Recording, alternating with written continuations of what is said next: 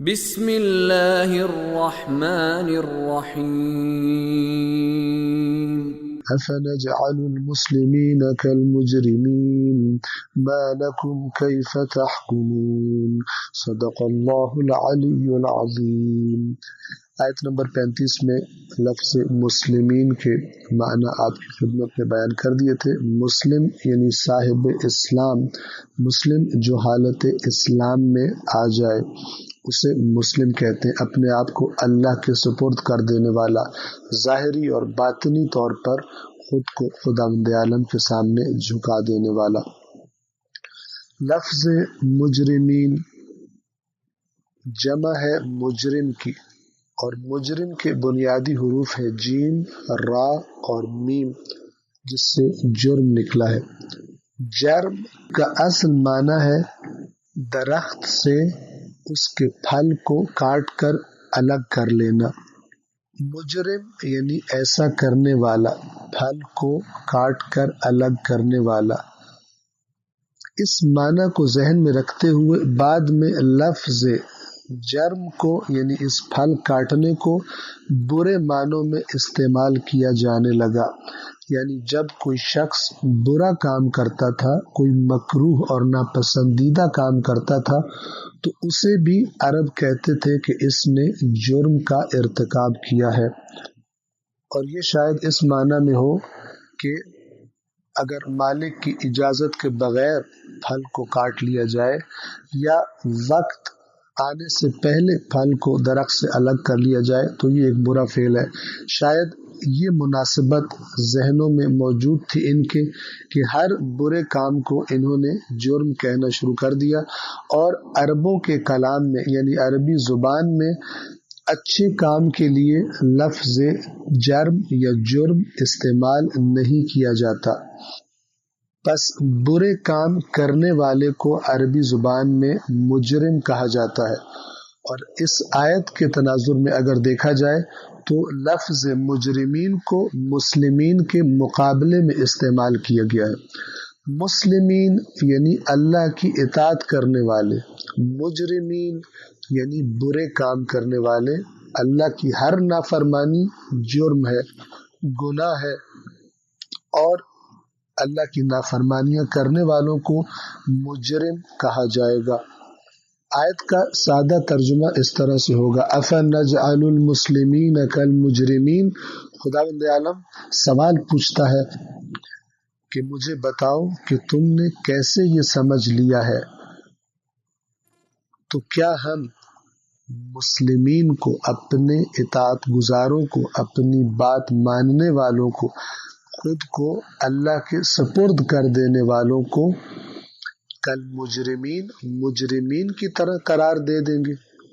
جو ہمارے نافرمان ہیں ان کو اور جو ہمارے اطاعت گزار ہیں ان دونوں کو ہم ایک جیسا مقام دیں گے؟ کیا تم نے یہ سمجھ لیا ہے؟ اگلی آیت میں خود قرآن اس بات پر تنبیہ کرتا ہے اور سرزنش کرتا ہے۔ آیت نمبر 36 پر توجہ فرمائیں گے۔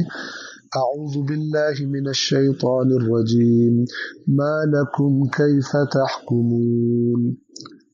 لفظ حرف ما یعنی کیا، لکم تمہیں ہے، ما لکم تمہیں کیا ہے، تمہیں کیا مسئلہ ہے، تمہیں کیا مشکل ہے، تمہیں کیا مس انڈرسٹینڈنگ ہو گئی ہے، کیفا کس طرح، کیسے، تحکمون حکم کرتے ہو، فیصلہ کرتے ہو۔ تحکمون کے بنیادی حروف ہا، کاف اور میم ہے، اور حکم کا معنی ہوتا ہے فیصلہ کرنا۔ اور اس کا لفظ ہا، کاف اور میم کا جو مادہ ہے، ان حروف کا اصل معنی ہے اصلاح کے لیے کسی چیز سے منع کر دینا۔ اور قاضی بھی جب ہم کہتے ہیں قاضی نے حکم کیا تو در حقیقت قاضی کیا کرتا ہے کہ جس نے زیادتی کی ہو اس زیادتی کی اصلاح کرنے کے لیے، اس خرابی کی اصلاح کرنے کے لیے زیادتی کرنے والے کو روک دیتا ہے یا سزا دے دیتا ہے۔ تو حکم کا اصل معنی یہ ہے، اور اس کو ہم اردو زبان میں فیصلہ کرنا کہتے ہیں۔ تو اس آیت کا سادہ ترجمہ کیا ہوگا؟ آیت نمبر 36 کا، ما لکم کیف تحکمون، تمہیں کیا مسئلہ ہے، تمہیں کیا ہو گیا ہے، کیسے حکم کرتے ہو، کس طرح کے فیصلے کر رہے ہو، جو تم یہ کہہ رہے ہو کہ ہم یعنی اللہ اپنے فرما برداروں کو اور اپنے نافرمانوں کو ایک جیسا بنا دے گا، ایک طرح کا قرار دے گا اور ایک طرح کا مقام عطا کرے گا۔ ان آیات کا پیغام در حقیقت بنیادی پیغام یہ ہے کہ وہ لوگ کہ جو اطاعت گزار ہوں، اپنی اطاعت کی وجہ سے اللہ کے نزدیک باعزت ہوتے ہیں، اور ان کا باعزت ہونا اس بات کا تقاضا کرتا ہے کہ انہیں مجرمین والا مقام ہرگز نہ ملے، اور ان کا مقام باعزت اور بلند ہونا چاہیے۔ اور اگر مثال کے ذریعے بھی اسے عرض کیا جائے تو کسی بھی جگہ پر کسی شخص کے اگر دو ملازم ہوں، اس کے پاس جاب کرتے ہوں، اور جب وہ انہیں حکم کرے تو ایک اس کا حکم بجا لاتا ہو بہترین طریقے سے، اور دوسرا اس کا حکم نہ سنتا ہو، تو ظاہر بات ہے کہ دونوں اس کی نظروں میں ایک جیسے نہیں ہوں گے، اور شاید دوسرے کو تھوڑے سے عرصے کے بعد سمجھانے کے بعد اگر وہ نہیں سمجھتا تو نوکری سے نکال دیا جائے گا۔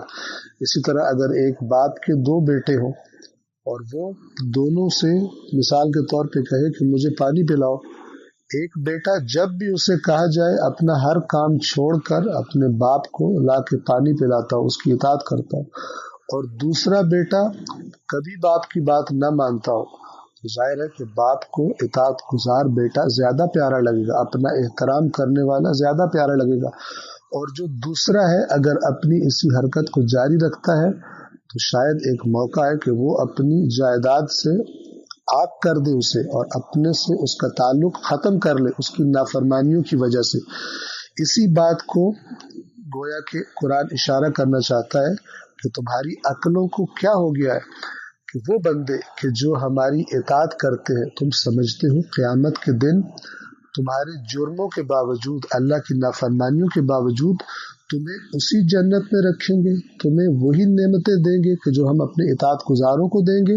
ما لکم، تمہیں کیا مسئلہ ہے، تمہاری عقلوں کو کیا ہو گیا، کیف تحکمون، یعنی تمہارے بھی اگر پاس ایسے ملازم ہو جو تمہاری نافرمانی کرتے ہوں تو تمہیں پسند نہیں ہوں گے، اپنے اطاعت گزاروں کو تم زیادہ عزت دو گے، تو خداوند عالم کے بارے میں ایسی بات کیوں کرتے ہو، کیسے تمہاری عقلیں یہ بات کرتی ہیں۔ اور سورہ یاسین کے اندر قیامت کے مناظر بیان کرتے ہوئے خداوند عالم نے واضح الفاظ میں بیان فرمایا، وَامْتَازُوا الْيَوْمَ أَيُّهَا الْمُجْرِمُونَ، اے مجرموں آج الگ ہو جاؤ، آج تم ہمارے اطاعت گزاروں کے ساتھ نہیں رہ سکتے۔ دنیا میں اکٹھے رہا کرتے تھے، چونکہ دنیا دار امتحان تھی، امتحان آزمائش کا گھر تھی، وہاں پر تم اکٹھے تھے، لیکن آج ہرگز تم اکٹھے نہیں رہ سکتے۔ وَامْتَازُوا الْيَوْمَ، آج کے دن الگ ہو جاؤ، جدا ہو جاؤ، ایھا المجرمون، اے مجرموں، اے اللہ کی نافرمانیاں کرنے والوں۔ السلام علیکم ورحمۃ اللہ وبرکاتہ۔